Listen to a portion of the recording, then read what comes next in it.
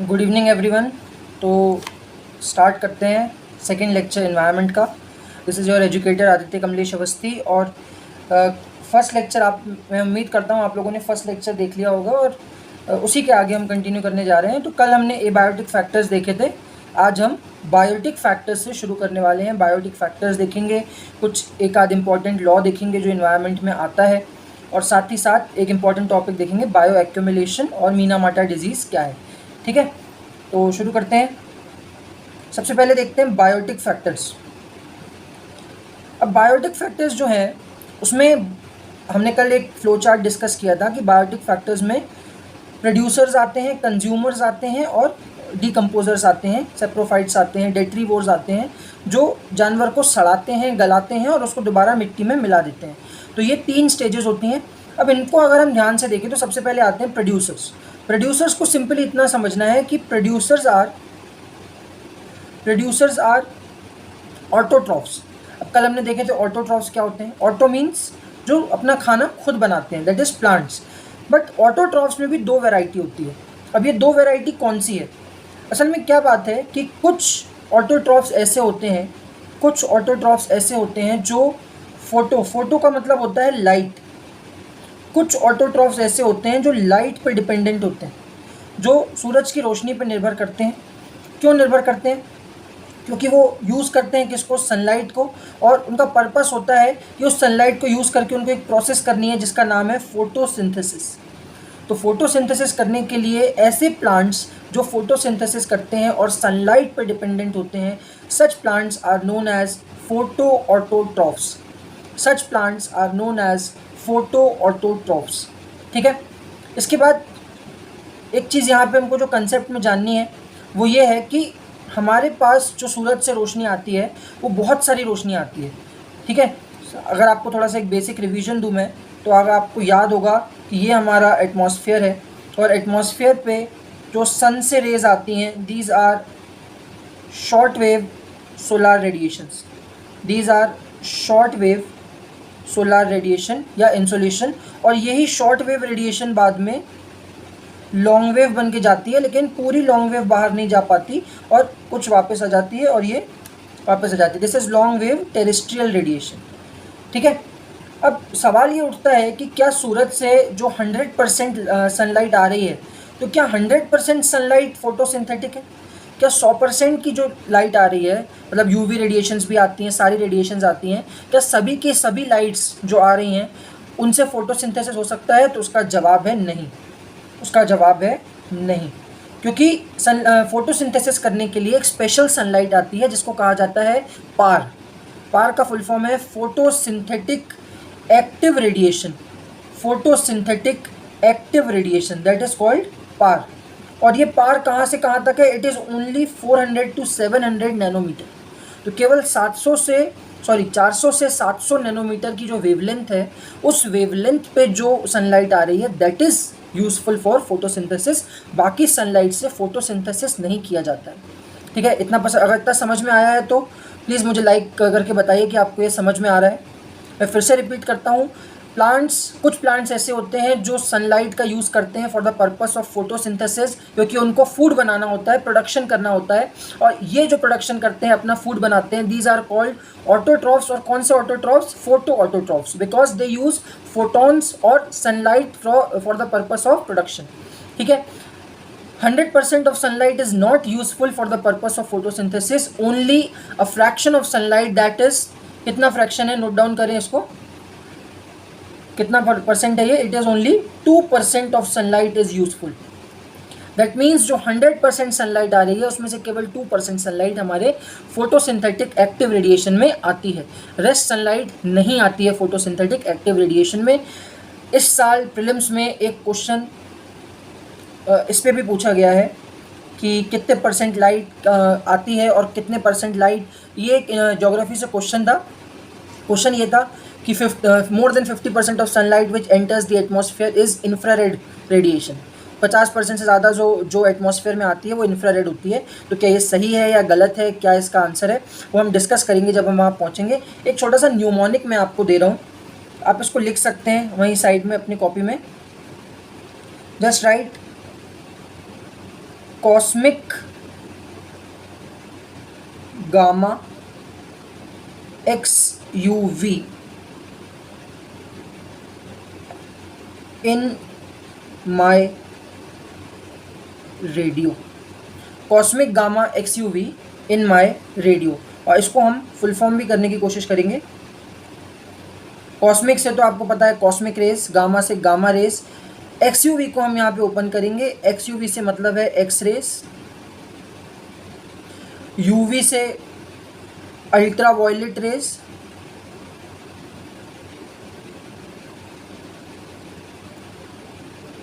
और वी से मतलब है विजिबल, वी से मतलब है विजिबल, जो हम देख सकते हैं। विजिबल आपने सभी ने पढ़ा हुआ है, क्या शॉर्ट फॉर्म है विजिबल का? VIBGYOR. Violet, indigo, blue, green, yellow, orange, red, this is visible range of sunlight. उसके बाद इन से हमारा आ जाता है इंफ्रारेड, इन से आ जाता है इंफ्रारेड, माय से आ जाता है माइक्रोवेव,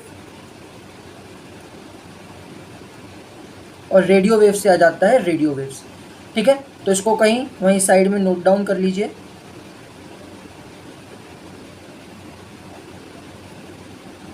नोट्स में अवेलेबल रहेगा ये, ठीक है, वहीं साइड में उसको नोट डाउन कर लीजिए। Cosmic gamma x UV in my radio, तो ये सीक्वेंस है। और इसी सीक्वेंस में कई बार पूछा जाता है किसकी वेवलेंथ ज़्यादा है, किसकी वेवलेंथ कम है, वो सब हम डिस्कस करेंगे बाद में, जब हम पॉल्यूशन पे जाएंगे, लाइट पॉल्यूशन वगैरह पे, वहाँ पे हम इस चीज़ को डिस्कस करेंगे। अभी तो यहाँ पे सिर्फ एक न्यूमोनिक मैंने बता दिया। तो अभी तक हमने फर्स्ट चीज़ क्या देखी है?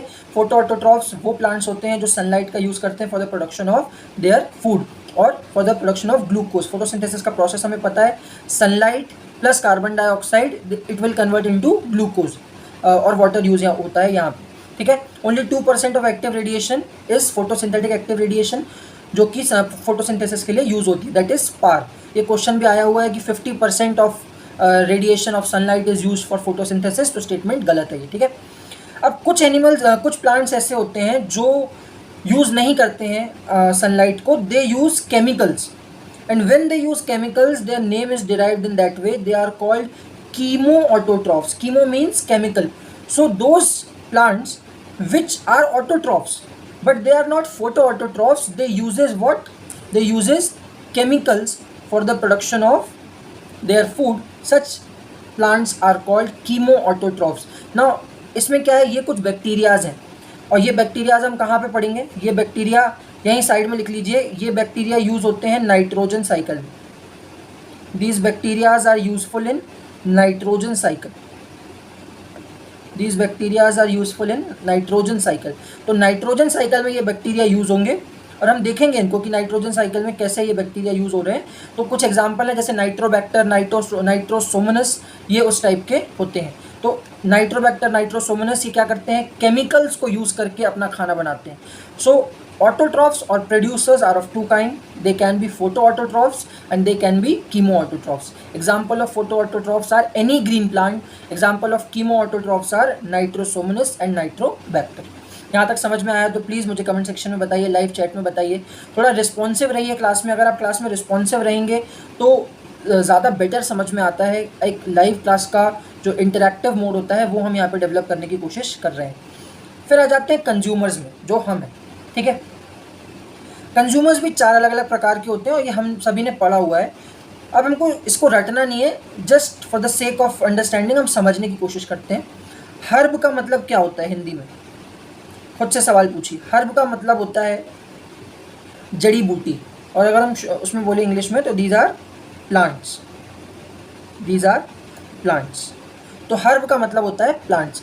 तो ऐसे जानवर या ऐसे कंज्यूमर्स जो केवल घास फूस खाते हैं या प्लांट्स को खाते हैं, दीज आर कॉल्ड हर्बीवोर्स। ठीक है, एग्जाम्पल के लिए काऊ, एग्जाम्पल के लिए काऊ, एग्जाम्पल के लिए डियर। जो सिर्फ घास फूस खाते हैं, प्लांट्स खाते हैं, जो हर्ब्स पे जिंदा हैं, these are called herbivores. Now second जो यहाँ पे आता है वो है कार्निवोर्स। कार्निवोर्स क्यों कहा जाता है? Because these animals have canine teeths. क्या होते हैं कैनाइन टीथ्स? ये जो माफ़ कीजिएगा अगर डायग्राम अच्छा ना बने तो, ये इस टाइप के जो दांत होते हैं, बाकी दांत नॉर्मल रहेंगे, लेकिन ये जो 4 दांत रहते हैं यहाँ के और ये नीचे वाले जो दांत रहते हैं, कैनाइन टूथ, जो बड़े जानवरों की हड्डियों को तक तोड़ने में हेल्प करते हैं, तो इसके कारण इनका नाम क्या पड़ा है, कार्निवोर्स। और ये जनरली कौन से एनिमल्स होते हैं, जो मीट या फ्लैश पे जिंदा रहते हैं, दूसरे एनिमल्स पे जिंदा रहते हैं। हमारे एग्जांपल्स हैं इसके लॉयन एंड टाइगर, और भी बहुत सारे एग्जांपल्स हैं। एग्जांपल ऐसे नहीं पूछेगा, मैं आपको प्रीवियस क्वेश्चंस भी कराऊंगा, थोड़ा सा सब्र रखिए, ठीक है। फिर हम आ जाते हैं ओमनीवोर्स। अब ओमनीवोर्स एक ऐसा नाम है जो आपको याद करना पड़ेगा। ओमनीवोर्स जो दोनों पे डिपेंडेंट होते हैं, ठीक है, जो केवल जानवर नहीं खाते और ना ही जो केवल आपका एनिमल्स खाते हैं। एग्जाम्पल के लिए बियर, कौन सा बियर, क्या सारे बियर ऐसे ही होते हैं, नहीं। स्लॉथ बियर एक एग्जाम्पल है। स्लॉथ बियर, आपने वो एक बियर का नाम सुना होगा जो बड़ा फेमस कार्टून भी है, इसको हम पू के नाम से जानते हैं। तो वो शहद खाता है, ठीक है, तो वो इंसेक्ट्स भी खाते हैं, वो जो मीट है वो भी खाते हैं, और वो हनी भी खाते हैं। ऐसा ही एक क्वेश्चन इस साल आया था, दैट उसमें थर्ड स्टेटमेंट दिया था दैट स्क्विरल्स आर ओमनीवोर्स। गिलहरी जो होती है वो ओमनीवोर होती है। अब ये स्टेटमेंट सही था। अब इसके लिए आपको कोई भारी नॉलेज की ज़रूरत नहीं है, आप अपनी बेसिक जो नॉलेज है आपकी कि स्क्विरल्स जो होती हैं पेड़ पे रहती हैं, वो कीड़े मकोड़े भी खाती हैं, वो फल भी खाती हैं, तो स्क्विरल्स आर ओमनीवोर्स, ठीक है। और लास्ट आ जाते हैं हम डेट्रीवोर्स। डेट्रीवोर्स का मतलब है ऐसे जानवर या ऐसे पंछी या ऐसे जीव, जो ऐसे एनिमल्स जो डेड एनिमल्स पे डिपेंड करते हैं। They are dependent on carcass, पिंजर ढांचा जिसको बोला जाता है, कैरकास ऑफ अदर एनिमल्स। मान लीजिए कहीं पे शेर मर गया तो उसको खाने के लिए गिद्ध आ गए। कई बार आप लोगों ने किसी मर्डर मूवी में देखा होगा जैसे जिसमें इन्वेस्टिगेशन होता है कि कोई लाश मिलती है और उसके ऊपर चील और कौवे घूमते रहते हैं, ठीक है। तो जो चील और कौवे घूमते हैं, दीज आर स्कैवेंजर्स। तो स्कैवेंजर्स का काम क्या होता है, अगर आप यहाँ इमेज में देख सकें तो देखिए, वाइल्ड बोर, रेवन, ये सब जो है जानवर हैं, वल्चर है जो, ये सारे लोग क्या कर रहे हैं, एक डेड एनिमल को खाने की कोशिश कर रहे हैं और इसको ये सड़ा गला देंगे। और जैसे ही एक बार इसको इनने क्या किया, ये करते क्या है, जो स्कैवेंजर्स का काम क्या होता है, नोट डाउन करें इस चीज़ को। What do scavengers do, what is the function of scavengers. Scavengers क्या करते हैं, what is the function of scavengers, इसको लिखिए। दे कन्वर्ट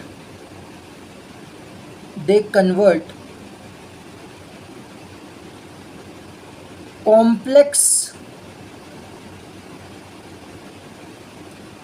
organic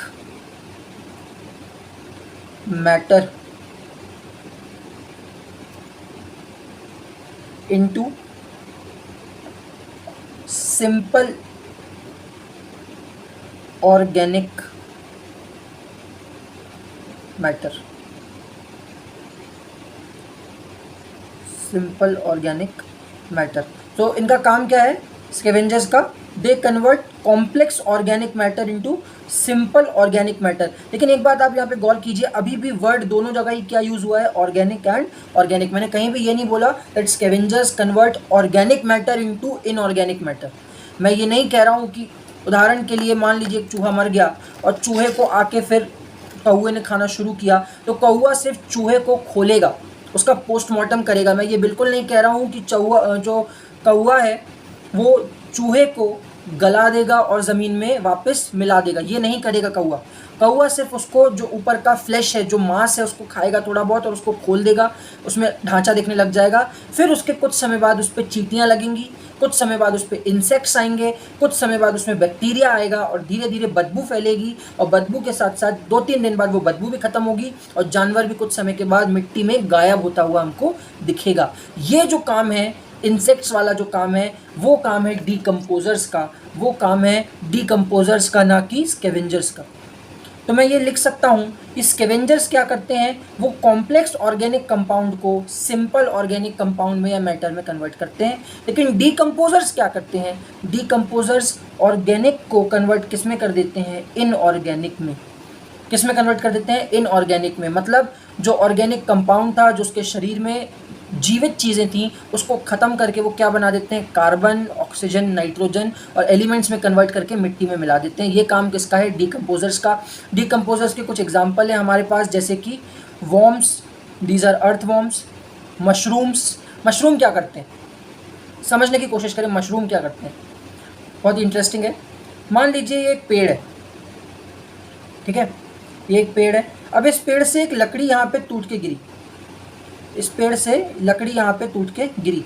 अब इस जो लकड़ी पे जो भी जिंदा चीज़ें हैं, ऑर्गेनिक मटेरियल है, इस ऑर्गेनिक मटेरियल को एक मशरूम अपने यूटिलाइजेशन में लाएगा और वो एक मशरूम डेवलप कर लेगा और इस लकड़ी को क्या करेगा, डीकम्पोज कर देगा, इस लकड़ी को डीकम्पोज कर देगा। और इसीलिए ये जो मशरूम है वो किस में आ जाते हैं, डीकम्पोजर्स में आ जाते हैं।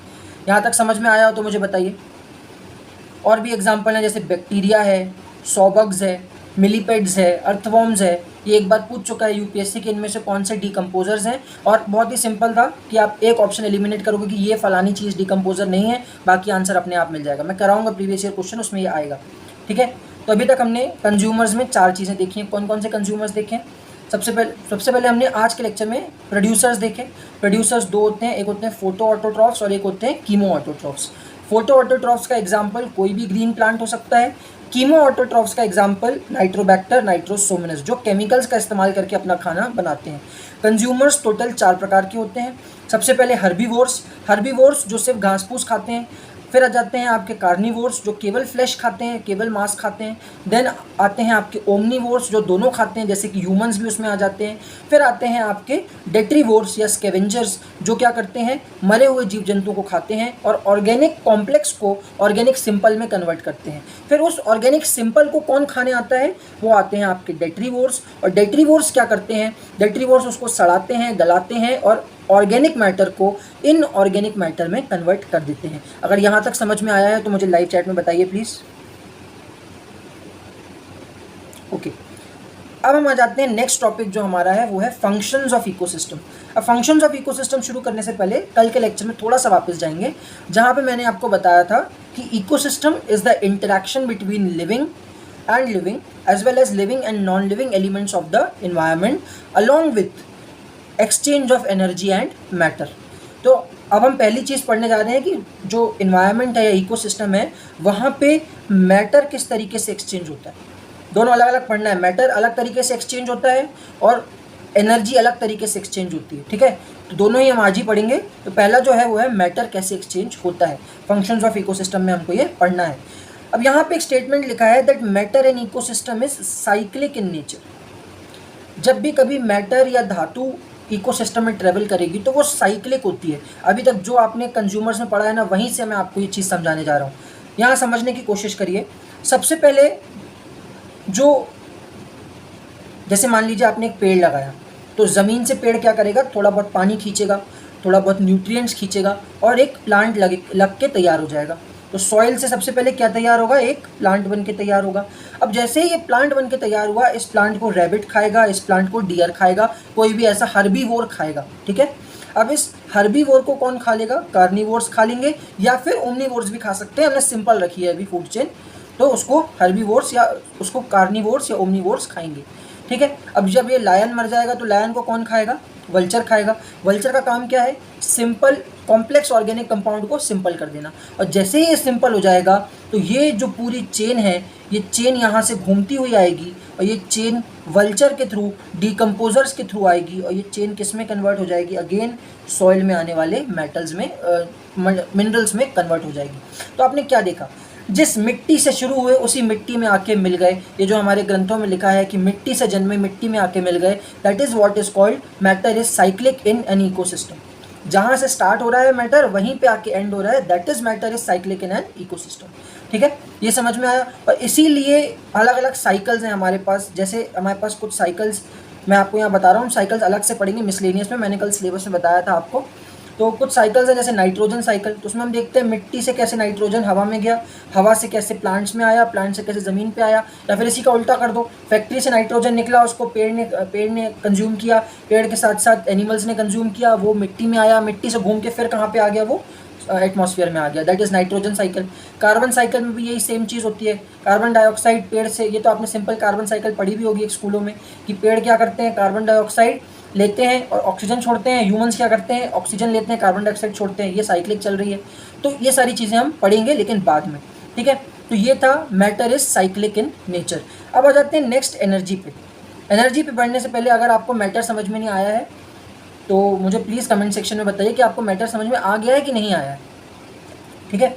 अगर नहीं आया तो हम अगले लेक्चर में फिर इसको कंटिन्यू करेंगे, इसको हम दोबारा से छोटा सा टॉपिक ले लेंगे। बट आई थिंक आपको ये समझ में आ गया होगा कि matter is cyclic in nature, जहाँ से शुरू होता है वहीं पे आके ख़त्म हो जाता है।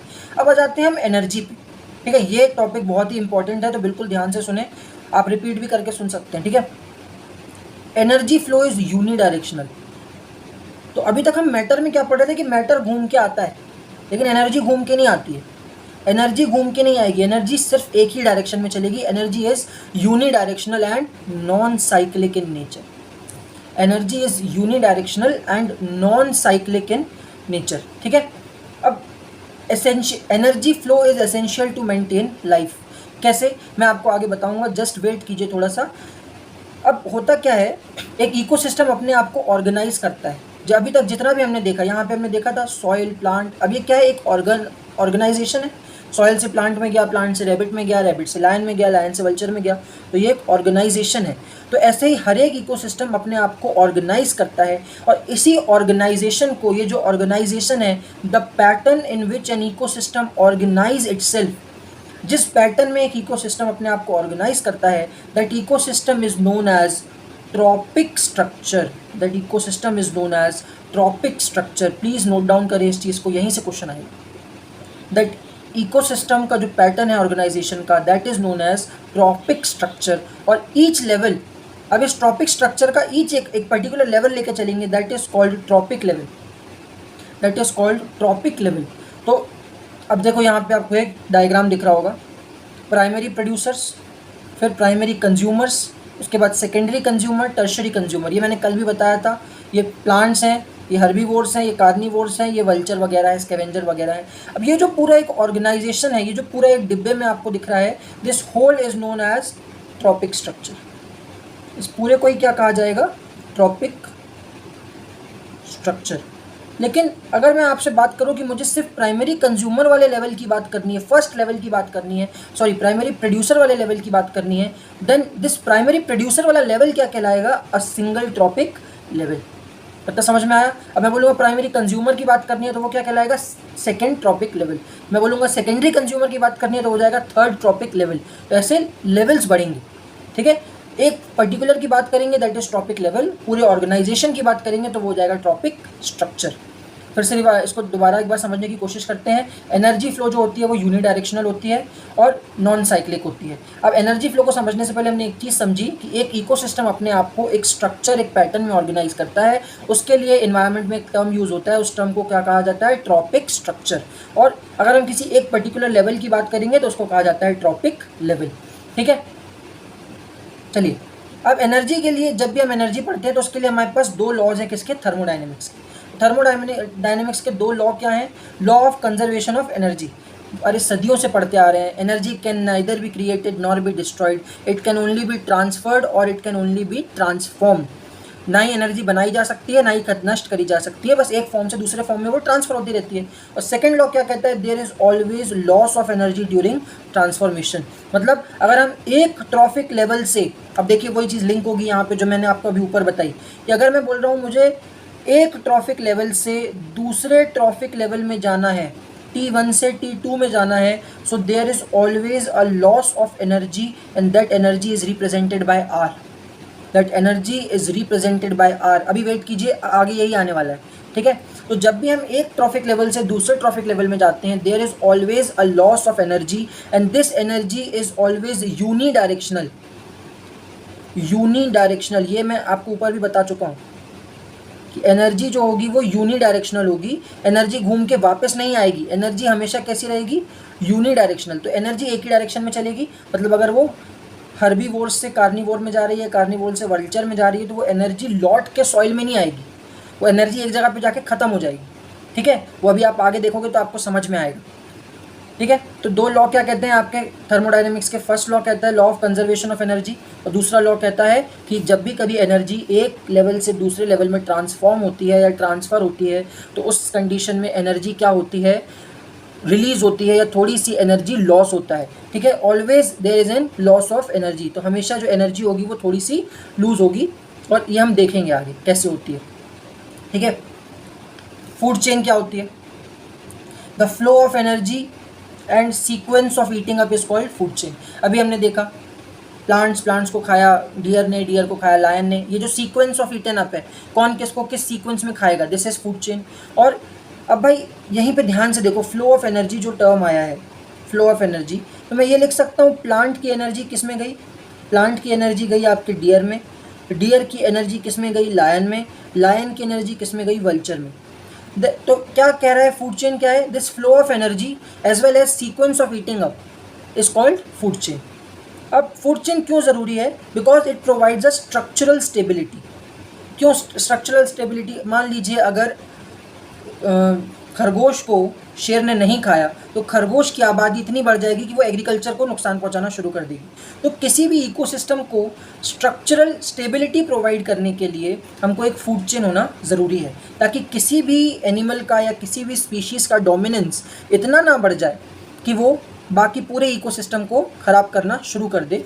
और यहीं पे एक टर्म आता है, प्लीज़ नोट डाउन करें इसको, यहीं पे एक टर्म आता है कि किसी भी इकोसिस्टम में एक स्पीशीज़ ऐसी होती है, और जनरली ये हाई ट्रॉफिक लेवल की स्पीशीज़ होती हैं, जैसे लॉयन हो गया, टाइगर हो गया, एलिफेंट हो गया, जो जिनका ट्रॉफिक लेवल हायर है, या जो सेकेंडरी या टर्शरी कंज्यूमर है, जो तीसरे लेवल पे कंज्यूम करते हैं।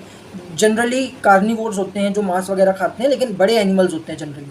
ऐसे स्पीशीज़ जो किसी इकोसिस्टम को बचाए रखने में हेल्प करते हैं। ठीक है, मैं फिर से यहाँ पे बता रहा हूँ आपको, दो species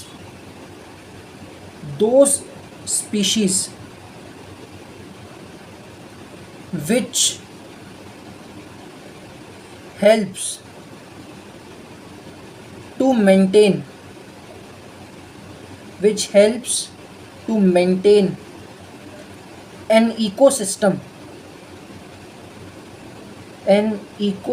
ऐसी स्पीशीज़ जो किसी इकोसिस्टम को मेंटेन करने में हेल्प करती हैं, आर कॉल्ड कीस्टोन स्पीशीज़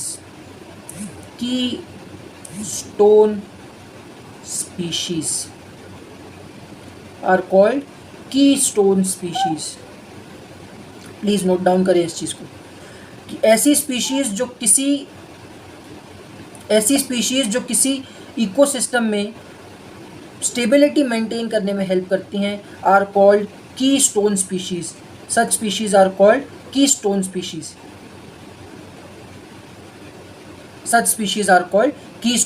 तो इनका नाम कीस्टोन स्पीशीज़ क्यों पड़ा?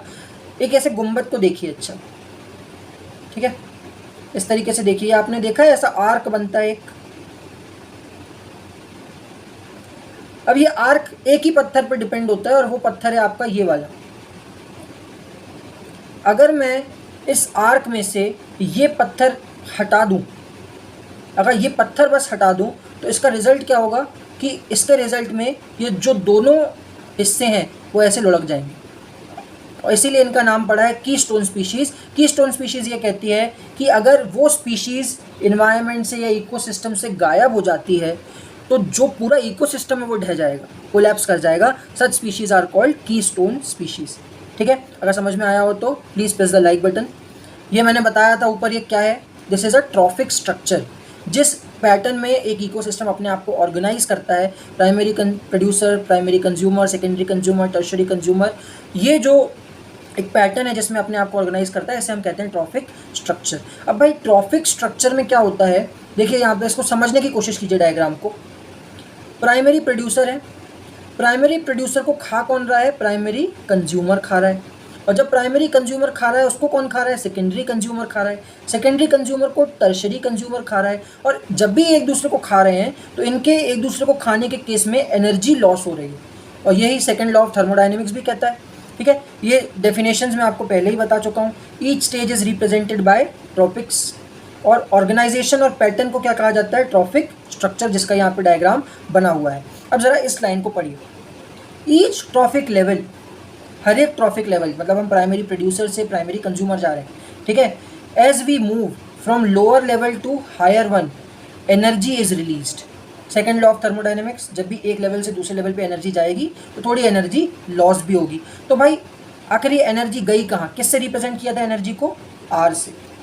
आखिर ये एनर्जी गई कहाँ, तो भाई एनर्जी यूज़ हो गई है मेटाबॉलिज्म में।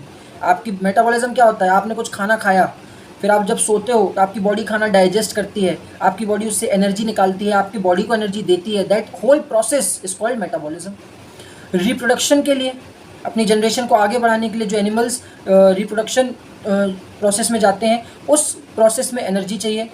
तो फीमेल और मेल दोनों प्रोसेस के लिए एनर्जी रिक्वायर्ड होती है, तो reproduction.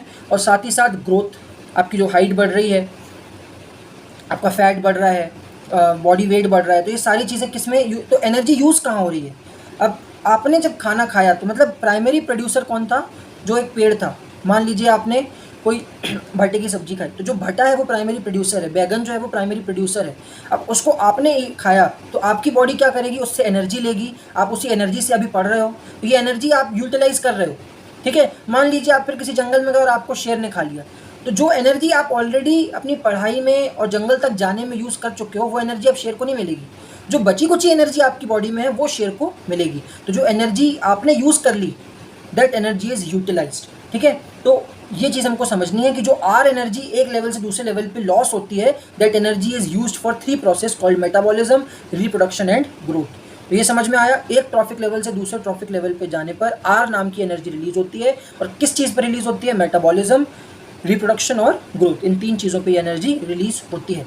So there is always a loss of energy, there is always a loss of energy, ये चीज़ हमको याद रखनी है। ये एनर्जी हमेशा लॉस होती रहेगी, ठीक। अब देखिए एक ट्राइंगल बना हुआ है, इस ट्राइंगल से आपको एनर्जी लॉस बेहतर तरीके से समझ में आएगा। यहाँ पे मैं आपको कुछ टर्म्स बता रहा हूँ, और ये टर्म्स जो बता रहा हूँ इससे PYQ आया हुआ है, प्रीवियस ईयर क्वेश्चन आया हुआ है, तो इनको ज़रा ध्यान से पहले सुने और फिर नोट डाउन करें, ठीक है। सबसे पहले हम बात करेंगे प्रोड्यूसर्स की, ठीक। अब प्रोड्यूसर्स में कौन आते हैं, ग्रासेस, प्लांट्स, जो भी अपना ऑटोट्रॉफ्स। तो इनके लिए सिंपली एक टर्म हमने यूज़ किया था, क्या, ऑटोट्रॉफ्स। अब ये जो ऑटोट्रॉफ्स हैं, ये अपना खाना खुद बना रहे हैं।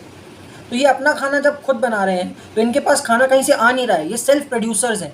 तो इनके पास जो जितना भी आइटम होगा वो कैसा आइटम होगा, वो आइटम होगा ग्रॉस। ग्रॉस मतलब होता है टोटल। हम GDP पढ़ते हैं, GDP का फुल फॉर्म क्या होता है, ग्रॉस डोमेस्टिक प्रोडक्ट, मतलब जितना भी हमारी कंट्री में पैदा हुआ है उस सब कुछ टोटल। जब हम उस ग्रॉस में से डेप्रिसिएशन माइनस कर देते हैं कि मशीन घिस गई होगी थोड़ी सी, ये माइनस कर दो, उसको हम जब निकाल देते हैं तो वो बन जाता है नेट, ठीक है। मतलब अगर हम ये कह रहा हूँ मैं आपसे कि जो प्रोड्यूसर्स ने अपना प्रोडक्शन किया वो ग्रॉस है, और जब उस प्रोड्यूसर को किसी प्राइमरी कंज्यूमर ने खा लिया, डियर ने खा लिया घास को, तो बीच में आपको पता है एक एनर्जी रिलीज होनी है, आर, क्योंकि वही एनर्जी किस में यूज़ होगी, मेटाबॉलिज्म, रिप्रोडक्शन और ग्रोथ के लिए। प्लांट्स में भी सेम प्रोसेस होता है, मेटाबॉलिज्म, रिप्रोडक्शन और ग्रोथ में आर यूज़ हो गई। तो ग्रॉस में से जब आर माइनस हो गया तो बचेगी क्या, नेट। तो मैं ये कह सकता हूँ कि प्राइमरी लेवल पे, या जो सबसे फर्स्ट टॉपिक लेवल है, फर्स्ट टॉपिक लेवल पे जो प्राइमरी प्रोडक्शन होता है उसको हम कहते हैं ग्रॉस प्राइमरी प्रोडक्शन। तो जो प्रोड्यूसर्स या ऑटोट्रॉफ्स के लेवल पे प्रोडक्शन होता है, that is called gross primary production. और जैसे ही अब क्या होगा, ये प्रोड्यूसर को खाएगा कौन, प्राइमरी कंज्यूमर्स, जैसे कि रैबिट्स। अब जैसे ही ये रैबिट खाएंगे तो there is a loss of energy, which energy is represented by a letter R. अब ये आर क्या है, it is the amount of energy released, ठीक है। किस 3 प्रोसेस में यूज़ हुई है मैं बता चुका हूँ आपको, मेटाबॉलिज्म, रिप्रोडक्शन और ग्रोथ। अब ये कहाँ पे आ गई, प्राइमरी कंज्यूमर्स में। रैबिट ने घास खा ली, लेकिन रैबिट के पास जो एनर्जी अब पहुँची है इस एनर्जी के रिलीज होने के बाद, that is not GPP, that is NPP, that is net primary production. तो मैं यहाँ पे आपको एक स्टेटमेंट लिख के दे रहा हूँ, that only net primary production NPP is transferred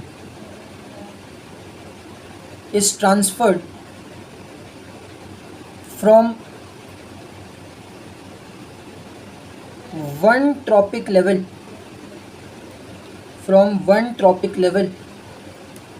to another।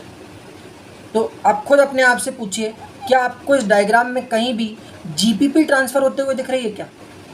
Gross primary production कभी भी ट्रांसफ़र नहीं होगा, only net primary production is transferred, क्योंकि जीपीपी तो कहाँ पे बन रही है? आपके प्राइमरी प्रोड्यूसर्स पे। आर रिलीज हो गया, आर लॉस हो गया, तो क्या पहुंचा फिर? Net primary production. अब ये नेट प्राइमरी प्रोडक्शन अगेन, अब इसको कौन खा लेगा? अगेन इसको स्नेक्स या सेकेंडरी कंज्यूमर्स जो होंगे वो खा लेंगे, और जब सेकेंडरी कंज्यूमर्स में जाएगी तो अगेन ये एनर्जी कौन सी रिलीज हो जाएगी? आर नाम की एक एनर्जी रिलीज हो जाएगी। सेम प्रोसेस चलता रहेगा, तो इनके पास भी क्या पहुंचेगा? Net primary production. ग्रॉस नहीं पहुंचेगा, हमेशा नेट प्राइमरी प्रोडक्शन पहुंचेगा। और इसीलिए आप देखिए कि एक समय के बाद ये प्रोडक्शन ख़त्म हो जाएगा तो हमारा जो फूड चेन होती है वो कभी भी 4 या 5 लेवल से ऊपर नहीं जाती, हद से हद 4 लेवल। जैसे इसमें भी आप देखोगे ऑटोट्रॉफ्स हैं, रैबिट है, स्नेक है और वल्चर है, ठीक है, ईगल है। तो ये कितने लेवल तक गया? ओनली 4 लेवल्स तक। तो ये 4 लेवल तक ही क्यों गया? क्योंकि जो प्राइमरी प्रोडक्शन है वही ख़त्म हो जाता है, ठीक है। और एनर्जी भी कैसे ट्रांसफ़र हो रही है? एनर्जी सीधे सीधे ट्रांसफ़र हो रही है। तो एनर्जी इज़ यूनिडायरेक्शनल, लेकिन मैटर क्या होगा? ये जो इसको स्नेक को जिस ईगल ने खाया है, ठीक है, वो धीरे धीरे सड़ के दोबारा ज़मीन पे आ जाएगा, लेकिन एनर्जी नहीं आएगी। एनर्जी एक बार जो गई वो चली गई, ठीक है। तो अब यहाँ पे एक टर्म हमको और देखना है, that the amount of living material present at a particular level is called standing crop. क्या होता है भाई स्टैंडिंग क्रॉप? ये ग्रॉस प्राइमरी प्रोडक्शन है, मतलब इसके पास कुछ लिविंग मटेरियल यहाँ पे अवेलेबल है। आर रिलीज़ हो गया, नेट प्राइमरी प्रोडक्शन ऊपर गया, फिर आर रिलीज़ हो गया, नेट प्राइमरी प्रोडक्शन ऊपर गया। तो ये जो नेट प्राइमरी प्रोडक्शन एक पर्टिकुलर ट्रॉपिक लेवल पे प्रेजेंट है, एक पर्टिकुलर ट्रॉपिक लेवल पे जो amount of living material present है, that living material is known as what? Standing crop. That living material is known as standing crop, ठीक है। इतना समझ में आया? तो हमने यहाँ पे क्या क्या देखा? ग्रॉस प्राइमरी प्रोडक्शन, जो प्राइमरी प्रोड्यूसर्स बनाते हैं, ऑटोट्रॉफ्स जितना प्रोड्यूस करते हैं उसको कहा जाता है ग्रॉस प्राइमरी प्रोडक्शन। फिर आर नाम की एक एनर्जी रिलीज होती है सेकंड लॉ ऑफ थर्मोडायनेमिक्स के हिसाब से, ग्रोथ, मेटाबॉलिज्म और रिप्रोडक्शन के प्रोसेस में वो एनर्जी यूज़ होती है। तो जो सेकंड ट्रॉपिक लेवल पे पहुंचती है वो कौन सी एनर्जी होती है? Net primary production. फिर net primary production first level से सेकंड लेवल जाती है, सेकंड से थर्ड जाती है, और हर लेवल पे जाने पर कुछ आर नाम की एनर्जी रिलीज हो जाती है, ठीक है। सो as one move from one trophic level to another, energy R is released and that is the law। और इस लॉ को क्या बोला जाता है? अगली स्लाइड में आएगा, दैट इज कॉल्ड लिंडमैन्स लॉ, ठीक है। वेट करें। अब देखिए यही चीज़ें यहीं पे लिखी हैं जो मैंने आपको ऊपर बताई हैं। Gross primary production that is total energy produced, R is the energy lost, net primary production is energy transferred, ठीक है। अमाउंट ऑफ लिविंग मटेरियल और standing crop is energy in each trophic, कितनी एनर्जी एक topic में available है। और ecological efficiency क्या होता है? जस्ट वेट 1 मिनट, आपको अभी समझ में आएगा। अब मैं इस डायग्राम को इस तरीके से बना सकता हूँ क्या? जीपीपी है फर्स्ट लेवल पे, आर रिलीज हुआ, एनपीपी, अगेन आर रिलीज हुआ, एनपीपी, ठीक है। ये एकदम सिंप्लीफाइड फॉर्म हो गया। अब लिंडमैन नाम के एक व्यक्ति ने यह खोज निकाला कि जो अमाउंट ऑफ एनर्जी ट्रांसफ़र होती है एक ट्रॉपिक लेवल से दूसरे ट्रॉपिक लेवल पे, वो केवल और केवल 10% ही ट्रांसफ़र होती है, ठीक है। एग्जाम्पल के लिए यहाँ पे समझने की कोशिश करिए।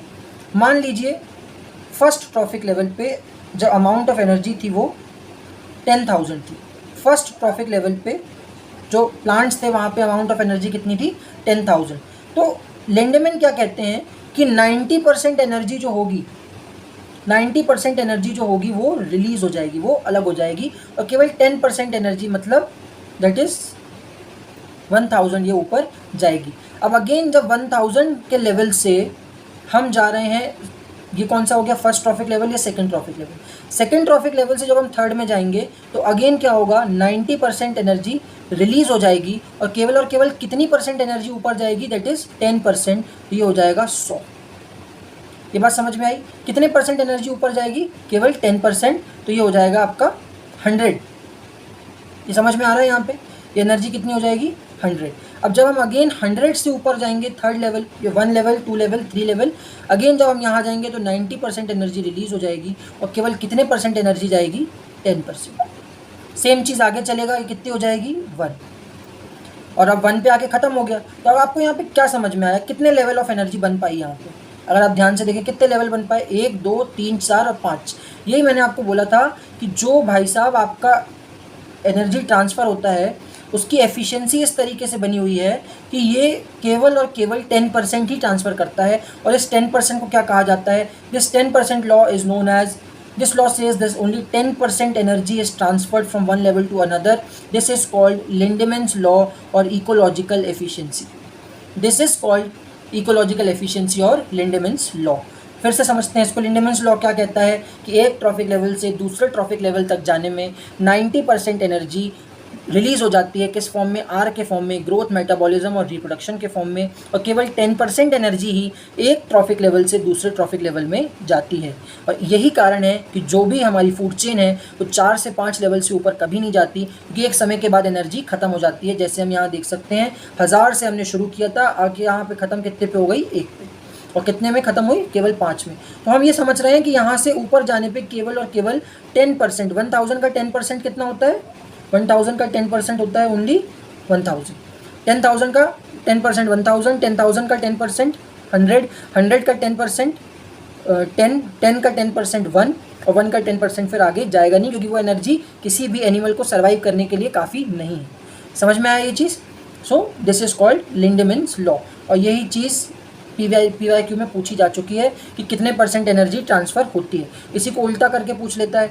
अब इसी का उल्टा स्टेटमेंट कैसा हो जाएगा कि एक ट्रॉफिक लेवल से दूसरे ट्रॉफिक लेवल पर जाने पे केवल 10% एनर्जी रिलीज़ होती है. स्टेटमेंट गलत हो गया. रिलीज़ कितनी होती है? 90%. ट्रांसफ़र होती है 10%. समझ में आया? तो ये गलती नहीं करनी है, इस बात को ध्यान से याद रखना है. वही डेफिनेशंस जो हमने कल पढ़ी थी. इकोसिस्टम क्या होता है फिर से मैं एक बार बता देता हूँ. Community of group of living organism that live in and interact with each other. ठीक है. फंक्शनल यूनिट होती है बायोस्फीयर की. ओपन सिस्टम है, फ्लेक्सिबल सिस्टम है. एक यहाँ पे आप फैक्ट चाहें तो नोट डाउन कर सकते हैं कि जो 2021 से 2030 है उसको यूनाइटेड नेशन ने क्या घोषित किया है? यूनाइटेड नेशन ने उसको बोला है decade of ecosystem restoration. Ecosystem को बचाने का दशक है ये. 10 साल जो है. और ये किसने डिक्लेयर किया? It is declared by United Nations. तो UN ने इसको डिक्लेयर किया है. ठीक है. एक ऐसे ही फैक्ट है, प्रीलिम्स में काम आ जाता है. मैंने कल भी बताया था जो भी हम पढ़ रहे हैं उसकी एक ही चाबी है और वो है रिवीजन. तो अगर आप रोज़ के रोज़ इसको रिवाइज़ नहीं करेंगे तो इन्वायरमेंट ऐसा टॉपिक है कि ये ख़त्म हो जाएगा और आपको लगेगा कि यार क्या ही हो गया, हमको कुछ समझ में नहीं आया. ठीक है. अब हम आ जाते हैं नेक्स्ट टॉपिक पे, फूड चेन. फूड चेन की एक डेफिनेशन मैं आपको पहले ही बता चुका हूँ. It is the sequence of eaten up and flow of energy. This is called food chain.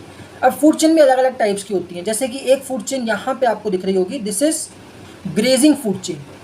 Grazing food chain क्यों है? जो लिविंग ऑर्गेनिज्म से चालू हो रही है. देखो, प्रोड्यूसर से चालू हो रही है, प्लांट्स, फिर प्राइमरी कंज्यूमर चूहे, सेकेंडरी कंज्यूमर सांप, उसके बाद टर्शरी कंज्यूमर ईगल. ईगल के बाद अगेन आया ये किस पे? डिकम्पोजर पे, चींटी और अर्थवॉर्म वगैरह. और लौट के किस में आ गया? प्रोड्यूसर. ये है ग्रेजिंग फूड चेन. लेकिन कई बार फूड चेन क्या होती है, वो डेड से स्टार्ट होती है, मरे हुए जीव जंतुओं से स्टार्ट होती है. जैसे कि सूखी पत्तियाँ हैं, सूखी पत्तियों को वुडलूज खाएगा. फिर इन जो वुडलूज है इनको कौन खाएगी? ब्लैक बर्ड खाएगा या कौवा खाएगा. तो जब मरे हुए से चालू होती है उसको हम कहते हैं डेट्रीटस फूड चेन. उसको हम कहते हैं डेट्रीटस फूड चेन या डेट्रियल फूड चेन. जब मरे हुए से चालू होती है. नाम क्यों पड़ा है? बिकॉज हमने एक टर्म ऊपर देखा था, डेट्रीवोर्स. डेट्रीवोर्स. डेट्रीवोर्स वो होते हैं जो मरे हुए जीव जंतुओं पर निर्भर करते हैं, that feed on dead animals. तो इसीलिए इसको कहा जाता है डेट्रीटल फूड चेन. और ग्रेजिंग फूड चेन जो चरने वाले जानवरों से शुरू होती है तो वो ग्रेजिंग फूड चेन. बहुत ही सिंपल कंसेप्ट है. ये लिविंग ऑर्गेनिज्म से स्टार्ट होती है और ये डेड से स्टार्ट होती है. बस इतना ही था यहाँ पे. ठीक है. फूड चेन और फूड वेब में क्या अंतर है? फूड चेन हमारे द्वारा बनाया गया, हम अपने लिए समझ के लिए बना के रखे हैं कि भाई ऐसे ऐसे खाया जाता है. ठीक है. सिंपल एग्जाम्पल से समझिए. आप मार्केट में मुर्गा खरीदने गए. ठीक है. मुर्गे ने कुछ चारा चरा होगा, थोड़ा बहुत दाना वगैरह खाया होगा, जो भी किसी प्लांट से आया होगा. ठीक है. तो वो प्राइमरी प्रोड्यूसर था, फिर मुर्गे ने उसको खाया, वो प्राइमरी कंज्यूमर हो गया. अब हम मुर्गा लेने गए तो हमने जो मुर्गा लेके आए उसको बनाया, हमने जो भी बनाया उसका बटर चिकन वगैरह जो भी, जो वेजिटेरियन है उनके लिए दूसरा एग्जांपल हो जाएगा. तो अब हमने खा लिया.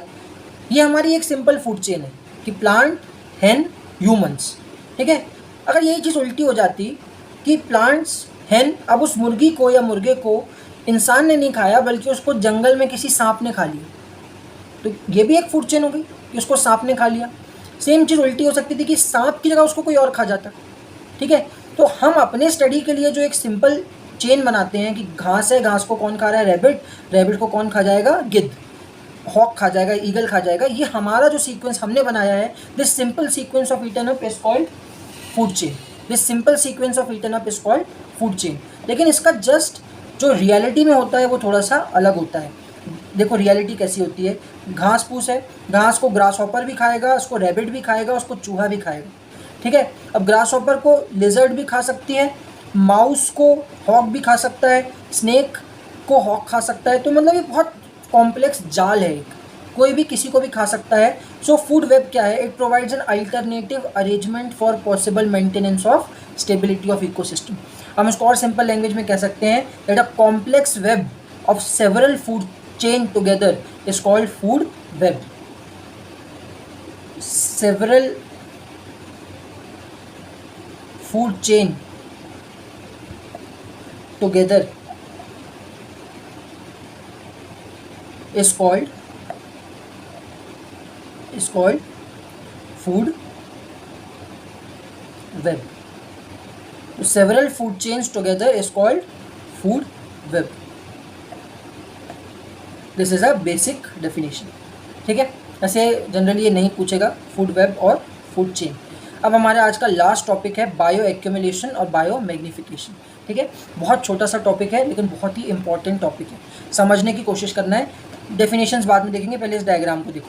ठीक है, ये समुद्र में मछलियाँ रहती हैं, ये मछलियाँ हैं। अब हुआ क्या कि गलती से समुद्र में किसी ने, इंडस्ट्री ने मरकरी डाल दिया, मरकरी या पारा डाल दिया। अब होगा क्या कि धीरे धीरे समय के साथ ये जो मछली है इसमें ये मरकरी जमा होना शुरू हो जाएगा। ये देखो यहाँ थोड़ा थोड़ा जमा हुआ, फिर यहाँ पे थोड़ा ज़्यादा जमा होना शुरू हो गया, फिर कुछ समय के बाद ये ज़्यादा जमा होना और ज़्यादा जमा होना शुरू हो गया। ठीक है, अब इस ऐसा क्यों हो रहा है, क्योंकि मरकरी जो है ये नॉन बायो डिग्रेडेबल है। मरकरी जो है ये नॉन बायोडिग्रेडेबल है, मतलब ये आपके शरीर में जाएगा तो, लेकिन ये आपके शरीर में यूटिलाइज नहीं होगा, आपके शरीर में स्टोर होकर रह जाएगा, रुक जाएगा आपके शरीर में। अब भाई ऐसी कोई चीज़ है जो आपके शरीर में रुक जा रही है, तो आप जब मछलियां हैं वो रोज़ रोज़ पानी में रह रही हैं, तो धीरे धीरे क्या होगा, ये मरकरी जो है जो उनके शरीर में जमा होता चला जाएगा। ठीक है, अब लेकिन ये सारी की सारी क्या है, मछलियाँ ही हैं, इनमें से कोई भी दूसरी प्रजाति नहीं है, सबकी सब एक ही स्पीशीज़ है। मतलब मैं ये कह सकता हूँ कि ये कोई एक ट्रॉपिक लेवल है, ये कोई एक ट्रॉपिक लेवल है, सारी मछलियाँ ही तो हैं, तो ये वन ट्रॉपिक लेवल है। Over the period of time उनमें मरकरी बढ़ता चला गया। अब आगे देखिए, ये फ़िश है जिस पे मरकरी जमा हो गया है। ठीक है, अब इस फ़िश को जिनमें मरकरी जमा हो गया है, इस फ़िश को ऐसी कम से कम 1000 फ़िश किसने खा ली, सील ने। 1000 फ़िश सील ने खा ली। तो अगर मैं ऐसा मान के चलूँ कि एक मछली में 1% मरकरी था, तो जब इस 1% मरकरी वाली एक मछली को ऐसी 1000 मछलियाँ कौन खाएगा, सील, तो सील में कितना हो जाएगा, 1000% हो जाएगा, क्योंकि सील ने क्या किया, 1% मरकरी वाली 1000 मछलियाँ खा ली, उससे क्या हुआ, सील में कितना चला गया, 1000%। और ऐसे 1000% वाले 10 सील किसने खा लिए भाई, 10 सील किसने खा लिए, पोलार बियर ने। तो अब पोलार बियर में कितना हो गया, ये 10,000%। बाप रे बाप, 10,000% मरकरी। अब आपको यहाँ पे एक चीज़ समझनी है कि जब भी कभी पॉल्यूटेंट किसी एक ट्रॉफिक लेवल पे एक्यूमुलेट होगा, जमा होगा, that is called bio accumulation. Bio means living, accumulation मतलब जमा होना। That means when a pollutant is accumulated in one trophic level, it is called bioaccumulation. When it is transferred from one to other trophic levels, it is called biomagnification या bioamplification। देखो magnify हो रहा है ना, यहाँ पे 1%, फिर 1% से 1000%, 1000% से 10,000%, एकदम से बढ़ता चला जा रहा है। अब यहाँ पे डेफिनेशन समझिए, when pollutants accumulate in one trophic level, it is not first, please pardon me, it is not first, it is one trophic level. किसी भी एक ट्रॉपिक लेवल पे जब जमा होगा, it is called bioaccumulation. But when it move towards higher trophic levels, it is called bioamplification और biomagnification. दोनों ही नाम यूज़ होते हैं, एम्प्लीफाई करना भी और मैग्नीफाई करना भी।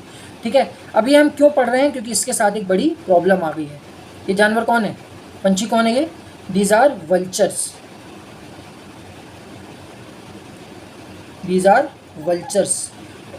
फेमस वल्चर कौन है इंडियन इंस्क्रिप्शन या माइथोलॉजी में, जटायु का नाम सुना है, बस ये वही है।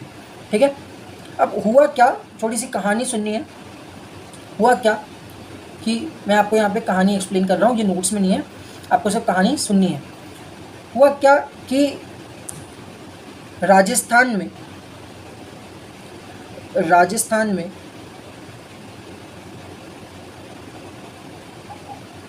जो कैटल था, कैटल मतलब भैंस वगैरह, जो कैटल था, इनको प्रॉब्लम आने लगी पेन की, इनको शरीर में दर्द होने लगा। तो इनके शरीर को दर्द को भगाने के लिए जो डॉक्टर्स थे उन्होंने एक दवाई देना शुरू करी जिसको पेन किलर बोला गया, और वो पेन किलर था डाइक्लोफिनेक। पेन किलर था डाइक्लोफिनेक। अब डाइक्लोफिनेक की खासियत ये है कि ये मरकरी जैसा है और ये नॉन बायोडिग्रेडेबल है। This is non biodegradable.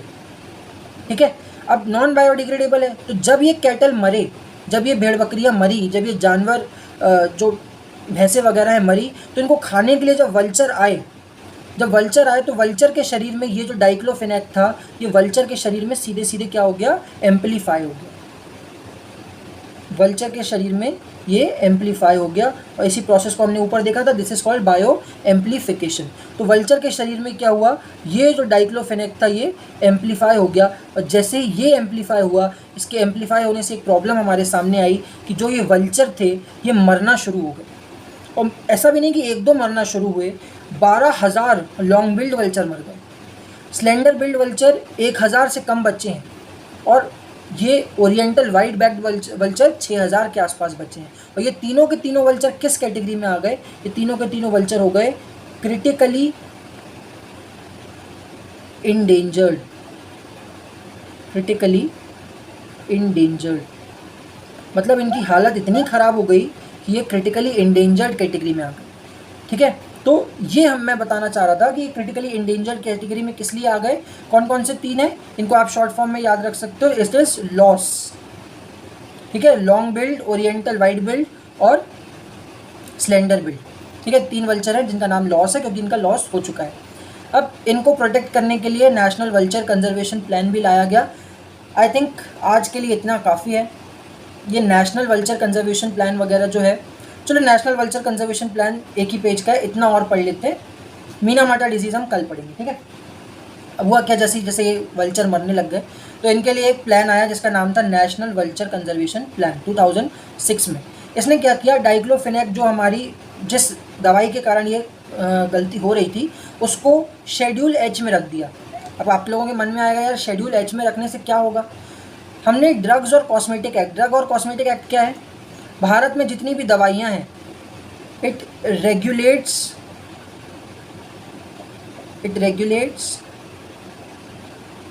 Medicines, it regulates medicines.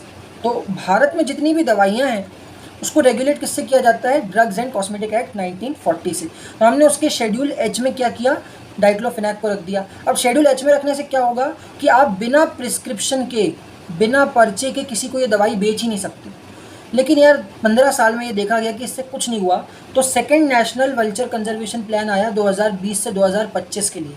और इसने क्या किया, इसने आपको रिकमेंड किया कि आप जो कैरकास है, जो कंकाल है किसका, कैटल का, कैरकास ऑफ कैटल, जिसमें क्या मिला हुआ है, डाइक्लोफिनेक, जिसको खा के वल्चर मर रहे हैं, उस कैटल को आप जला दो। ठीक है, मतलब आप जो जानवर मर रहा है उसको ऐसे ही मत फेंको, उसको जला दो। पहला ये बोला गया। और दूसरा बोला गया कि डाइक्लोफिनेक को शेड्यूल एक्स में रख दिया जाए। अब भाई एच से एक्स में आने पर क्या होगा, एच से एक्स पे आने पर यह चीज़ होगी कि जो दवाई वाला है, जो मेडिकल शॉप वाला है, उसको एक डेटा रखना पड़ेगा कि भाई आपने ये दवाई बेची किसको है, और आपको ऑडिट कराना पड़ेगा कि कितनी बेची है और कब कब बेची है। शेड्यूल एक्स में रख दिया गया इस दवाई को। और साथ ही साथ क्या बोला गया कि आपको हर एक स्टेट में जितने भी स्टेट हैं इंडिया में 2025 तक एक एक सेफ जोन बनाना होगा। किसके लिए, वल्चर के लिए। तो 1 safe zone in each and every state of India, each and every state. ये आपका एब्सोल्यूट स्टेटमेंट है, तो इसको थोड़ा अलग कलर से लिखने की कोशिश करें कि हर एक स्टेट में हमको एक वल्चर कंजर्वेशन के लिए सेफ जोन बनाना पड़ेगा। अभी 8 बनाने की बात करी गई है और 8 करीब बन भी चुके हैं, ठीक है। तो that is all for today. अब हम एक बार क्विक रिवीजन करने की कोशिश करते हैं, जितना भी हमने पढ़ा है उसको फटाफट एक बार हम दोहराने की कोशिश करते हैं। कहाँ से पढ़ा था हमने आज, ठीक है, बायोटिक फैक्टर्स। सबसे पहले हमने पढ़ा प्रोड्यूसर्स 2 प्रकार के होते हैं, एक होते हैं आपके फोटो ऑटोट्रॉफ्स और एक होते हैं आपके कीमो ऑटोट्रॉफ्स, ठीक है। फोटो ऑटोट्रॉफ्स में ग्रीन प्लांट्स एग्जांपल है, लेकिन कीमो ऑटोट्रॉफ्स में नाइट्रोबैक्टर और नाइट्रोसोमोनस इसका एग्जांपल है। फोटो ऑटोट्रॉफ्स सनलाइट को यूज़ करते हैं, लेकिन पूरी सनलाइट को यूज़ नहीं करते, दे यूज़ ओनली 2% ऑफ सनलाइट, जिसको हम कहते हैं फोटोसिंथेटिक एक्टिव रेडिएशन। यहीं पे हमने एक कोड देखा था जिसका नाम था कॉस्मिक गामा XUV इन माई रेडियो। अब कितनी सनलाइट होगी ये सब लैटिट्यूड और लॉन्गिट्यूड पर डिपेंड करता है, सब कुछ नोट्स में अवेलेबल है। कीमो ऑटोट्रॉफ्स केमिकल्स को यूज़ करते हैं और अपना खाना खुद बनाते हैं, लेकिन होते ये ऑटोट्रॉफ्स ही हैं। फिर कंज्यूमर्स में हमने देखे हर्बीवोर्स, गाय बैल वगैरह, फिर हमने देखा कार्निवोर्स, लायन वगैरह, ओमनीवोर्स जो दोनों खाते हैं, फिर हमने देखा डेट्रीवोर्स जो मरे हुए जानवर को कॉम्प्लेक्स ऑर्गेनिक को सिंपल ऑर्गेनिक बनाते हैं, ठीक है। फिर हमने उसके आगे देखे डीकम्पोजर कौन होते हैं, जो ऑर्गेनिक को इनऑर्गेनिक बनाते हैं और वापस मिट्टी में मिला देते हैं। आपके मशरूम हो गया, अर्थवॉर्म्स हो गए, बैक्टीरिया हो गए, ये इसके एग्जांपल होते हैं। फंक्शन ऑफ इकोसिस्टम में हमने देखा कि मैटर जो होता है वो साइक्लिक इन नेचर होता है। मैटर सॉइल प्लांट ऐसे साइकिल से जाता है और वापस मिट्टी में आके मिल जाता है, that is cyclic in nature. और इसी के लिए बहुत सारी साइकिल्स भी हैं, नाइट्रोजन साइकिल जो हम देखेंगे बाद में। एनर्जी फ्लो कैसा होता है, एनर्जी साइक्लिक नहीं होती है, मैटर साइक्लिक होता है, एनर्जी यूनिडायरेक्शनल होती है, नॉन साइक्लिक होती है। तो एक ही डायरेक्शन में चलती है, नॉन साइक्लिक और यूनिडायरेक्शनल होती है, ठीक है। जिस पैटर्न में एक इकोसिस्टम अपने आप को ऑर्गेनाइज करता है उसको कहते हैं हम ट्रॉपिक स्ट्रक्चर। एक पर्टिकुलर लेवल की बात करेंगे तो उसको बोला जाता है ट्रॉपिक लेवल, ठीक है। ये ट्रॉपिक स्ट्रक्चर का डायग्राम है। लॉ ऑफ थर्मोडायनेमिक्स क्या कहता है, लॉ ऑफ थर्मोडायनेमिक्स कहता है कि फर्स्ट लॉ कहता है कि there is always law of conservation of energy, energy can neither be created nor be destroyed. और सेकंड लॉ कहता है कि जब भी एक लेवल से दूसरे लेवल पे एनर्जी जाएगी तो कुछ एनर्जी लूज होती है, इस एनर्जी को हम बोलते हैं आर। और फिर हमने इसको आगे देखा कि कैसे प्रोड्यूसर से कंज्यूमर पे जाने पे आर नाम की एक एनर्जी रिलीज होती है जो ग्रोथ, मेटाबॉलिज्म और रिप्रोडक्शन जैसी 3 चीज़ों में इस्तेमाल होती है। फिर हमने देखा कि लिंडेमैन्स लॉ क्या कहता है कि केवल और केवल 10% एनर्जी एक ट्रॉफिक लेवल से दूसरे ट्रॉफिक लेवल पे जाती है, 90% एनर्जी यूज़ हो जाती है। उस प्राइमरी प्रोडक्शन को जो प्राइमरी लेवल पे होता है, प्रोड्यूसर लेवल पे होता है, जो एकदम स्टार्टिंग लेवल पे होता है, उसको हम कहते हैं GPP, ग्रॉस प्राइमरी प्रोडक्शन। और यही जब हम आगे जाते जाएंगे तो एक ट्रॉफिक लेवल से दूसरे ट्रॉफिक लेवल पे जाएंगे तो नेट प्राइमरी प्रोडक्शन आगे ट्रांसफ़र होता है। तो यहीं पे हमने एक स्टेटमेंट देखा था कि only net primary production is transferred in an ecosystem, ठीक है। ये कुछ टर्म्स थे जो हमने देखा, लिंडेमैन्स लॉ हमने देख लिया है। इकोसिस्टम रिस्टोरेशन के लिए UN ने डिक्लेयर किया है दशक को। 2 टाइप की फूड चेन देखी, ग्रेजिंग और डेट्रेटल। फूड चेन देखा, फूड वेब देखा, बायो एक्यूमुलेशन देखा। देखिए अगर एक ट्रॉफिक लेवल पे पॉल्यूटेंट जमा हो जाए तो बायो एक्यूमुलेशन, और अगर दूसरे आगे चलता जाए तो वो बायो मैग्निफिकेशन। हमने उसके एग्जांपल भी देखे। वल्चर क्यों मर गए, राजस्थान में गाय भैंसों को डाइक्लोफेनेक दिया, जब गाय भैंसें मरी तो उनको वल्चर ने खाया, वो डाइक्लोफेनेक उनके शरीर में गया और वल्चर मर गए। 2 कंजर्वेशन प्लान आए, एक कंजर्वेशन प्लान 2006 का, एक कंजर्वेशन प्लान 2020 से 25 तक का, ठीक है। तो आई होप आपको ये समझ में आया होगा जितना भी हमने पढ़ा है। तो हम कल इसी के आगे कंटिन्यू करेंगे। बेसिक कंसेप्ट चल रहे हैं, अब थोड़ा थोड़ा धीरे धीरे मॉडिफाई होगा और थोड़ा थोड़ा टफ होना भी शुरू होगी चीज़ें, लेकिन आई कैन अश्योर यू आप जितना ज़्यादा रिवाइज करेंगे उतना बेटर है आपके लिए, ठीक है। तो मिलते हैं अगले लेक्चर में, तब तक के लिए जय हिंद, वंदे मातरम और अपना ख्याल रखिएगा।